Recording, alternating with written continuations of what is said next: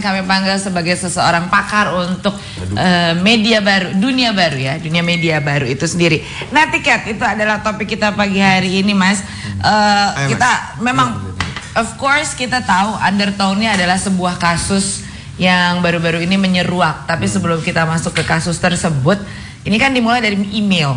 Seperti yang tadi Erwin bilang, email, CC, DCC, attachment, files dan lain-lain. Itu kan ada di dalam netiquette. What is netiquette actually sih? Ya sebenarnya tadi konteksnya kita bicara yang namanya media baru ya. Media baru, jadi konteksnya media baru. Jadi media tempat orang bertukar informasi dan berkomunikasi, tapi dengan cara yang baru. Cara baru itu adalah cara-cara yang selama ini memang belum ada, contohnya lewat internet. Nah, begitu bicara internet, begitu bicara media baru, itu adalah kita bilang itu adalah fast way untuk communicate ya. Tetapi fast way bukan berarti itu freeway. Jadi jalan tol itu memang jalur cepat seharusnya, tapi bukan orang bisa sebebas-bebasnya. Sembarangan gitu. Bukan sembarangan. Nah, disitulah kemudian keluar etika-etika yang harus dipatuhi, yang seharusnya diikuti oleh para pengguna media baru. Nah, itulah yang disebut dengan netiquette alias etiket di internet atau di dunia baru. Itu media baru. Ada bahasa formal dan non formal juga ya, Mas Doni. Kalau kita tahu juga bahwa dengan konteks dunia baru sekarang, di mana orang memang sudah banyak menggunakan fasilitas internet, kemudian SMS bahkan juga dianggap sebagai surat resmi. Akhirnya saat ini, karena memang kita memang nggak bisa lepas dari hal-hal seperti itu gitu ya. Dan tanpa kita sadari, kita kadang-kadang suka lupa untuk menempatkan yang tadi Mas Doni bilang, di mana kata-kata yang harus sepatutnya kita tulis, kita ketik atau tidak kita sertakan, sehingga bisa menimbulkan impact tertentu kepada orang yang menerimanya. Jadi sebenarnya kan kita bicara bicara SMS, email, website, blog segala macam, kan kita mencoba mengedepankan budaya yang paperless. Tetapi di situ bukan artinya etiket less gitu. Jadi etiket yang benar tuh yang gimana, Mas? Jadi sebenarnya etiket, perilaku dan segala macam itu adalah yang berlaku secara umum, secara norma. Misalnya saya tidak suka, atau saya paling, misalnya kita dalam dunia real gitu ya, dalam pergaulan saya nggak bisa bilang, oh Anda jelek, dan saya ngomong ke orang lain bahwa dia itu jelek.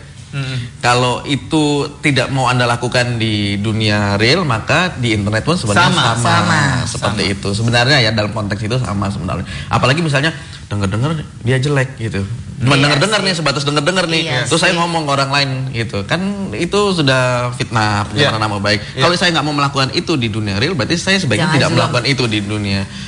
Jadi sebenarnya sama aja ya. Sebenarnya sama yang aja, real cuman dan yang dunia baru.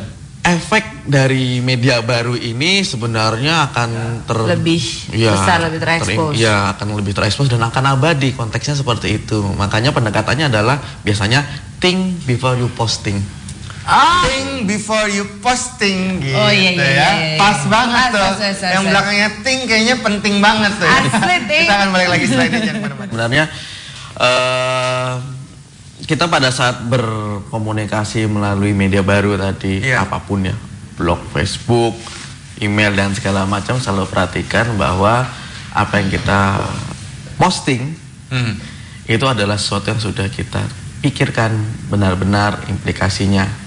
Jadi nggak sesimpel kalau ngomong, misalnya saya salah ngomong, terus oh sorry, maaf nih, udah dimaafin, selesai. Saya tulis di koran misalnya, terus saya tinggal bikin, oh maaf ini saya cabut artikelnya, selesai urusan. Tapi begitu masuk ke online, saya salah ngomong sekali, itu seumur hidup tuh. Iya sih. Saya berbuat kesalahan sekali, seseorang mengecam, seumur hidup nama saya udah ada di internet, udah itu abadi udah. Rise or fall seseorang, jatuh bangunnya seseorang, kalau sudah lewat internet udah selesai sih actually kan ya. Iya, dan itu pemulihannya butuh lama sekali. Bangun kredibilitasnya bertahun-tahun, hancurnya dalam sekian detik. Ibarat bisa jadi presiden dengan menggunakan email atau komputer, tapi juga reputasi karena ini dan itu juga bisa hilang, hancur karena lewat dunia baru ini juga sendiri. Memang sih. Nah, dari yang 12 itu Mas, kalau mau di recount secara singkat, apa-apa saja kurang lebih? Ini sebenarnya ada khusus soal email ya. Misalnya tadi kalau kita kirim email itu paling kebiasaan sering di kantor. Adalah menyertakan satu sisi. Sisi. Misalnya sama aja kayak gini. Kalau kita ngirim email minta seseorang melakukan sesuatu, kadang-kadang kita mensisi ke bos kita. Iya. Ya. Ada beberapa hal yang seharusnya misalnya orang jadi ngapain sih harus disisi ke dia? Kayak gitu kan. Itu sama aja misalnya tolong kerjain, tapi saya ngomong lagi minta backup nih dari orang lain nih. Jadi ada orang yang nggak suka melakukan itu di dunia real, artinya udah minta tolong tapi harus ngasih tahu pihak lain untuk nge-push backupan, backingan ya istilahnya, minta backingan. Jadi sisi itu aja bisa dianggap sebagai lu kenapa minta backingan? Itu satu. Masalah sisi ya. Masalah sisi aja, masih ada. Padahal sebenarnya sisi mungkin kalau dari konteks yang positif adalah for your info. Oh iya, tapi itu macam-macam, mungkin tergantung konteks pada budaya organisasinya. Oke. Terus misalnya orang ngirim email dengan sisi. Jadi hati-hati juga menempatkan sisi ya. Oh iya, pasti. Padahal selama ini orang kayak kalau di kantor malah itu salah satu bagian tata krama misalnya di sisi. Misalnya staf saya di kantor gitu ingin memberikan informasi kepada klien kami, staf saya menuliskan saya di dalam sisinya. Jadi untuk saya makanya itu tergantung kepada budaya organisasinya kantornya gimana. Terus ada orang terus masih dari sisi aja nih. Orang kadang-kadang ngirim email branding kan. Kemudian itu di forward ke orang lain dan bisa keluar. Bisa keluar orang dari tahu email address kita. Email address kita kemudian bisa dimanfaatkan oleh spammer, bisa ditangkap oleh orang-orang yang menjual macam-macam barang di luar, virus segala macam. Jadi cuma hanya satu masalah sisi aja, itu bisa banyak yang seharusnya bisa di. Bagaimana dengan penggunaan huruf kapital? Huruf kapital itu sebenarnya itu bahasa verbal tertulis yang untuk menyatakan kita marah biasanya atau kita emosi. Jadi kadang-kadang saya nggak suka dengan Anda, saya nggak suka laporan Anda, dan saya mau menunjukkan saya marah. Kalau bahasa tertulis kan tidak bisa. Itu akhirnya pakai capital, pakai huruf besar semua. Selain pakai caps lock ya. Jadi hati-hati dalam menggunakan huruf capital juga dong. Iya, katanya ini orang kenapa marah ya? Gitu. Padahal kesannya marah. Iya, padahal kibatnya rusak. Mungkin kita mikirnya ini penting, jadi lo pay attention ya. Iya. Seperti itu. Tapi nulisin aku. Ya, dan itu secara etika kenapa sih ini orang mesti harus teriak-teriak? Padahal dia nggak teriak-teriak, dia mengerti. Orang lain nangkapnya dia marah-marah bisa jadi ya. Kayak gitu. Nah, kalau tidak salah juga menurut hukum internasional jangan atau hati-hati atau jangan mengirimkan attachment files dalam jumlah yang besar atau dalam ukuran yang besar. Ya, jadi gini. Kalau kita ngirim attachment besar, biasanya tidak semua kantor itu membuka akses yang besar ke masing-masing account. Satu. Sehingga nanti message yang harusnya urgent tidak tersampaikan karena dimental balik. Terus yang kedua adalah masalah penggunaan bandwidth. Dari kantor ini kirim ke sana kan, misalnya kemana, kantor mana gitu. Itu udah pakai bandwidth besar, sekian mega misalnya atas banyak. Kemudian mental karena sana emailnya nggak muat, balik lagi itu bolak-balik tektokannya aja sudah ngabisin bandwidth berapa gede. Jadi mubazir, pesannya tidak tersampaikan. Gitu. Kalau mem-forward tadi yang Mas Doni bilang. Iya, kalau mem-forward itu sebenarnya ekstra hati-hati. Sekarang tuh email sekarang udah mulai ada di bawahnya tuh ada disclaimer setiap email. Disclaimernya itu kalau dihitung-hitung, saya pernah menghitung ada disclaimer yang panjangnya 200 huruf.